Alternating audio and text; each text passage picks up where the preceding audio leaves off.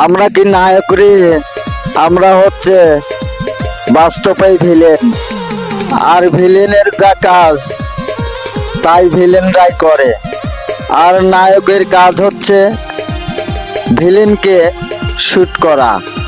নায়ক তো নায়কই থাকে, তাই না? আর ভিলেন সারা জীবন সে ভিলেনই থেকে যায়।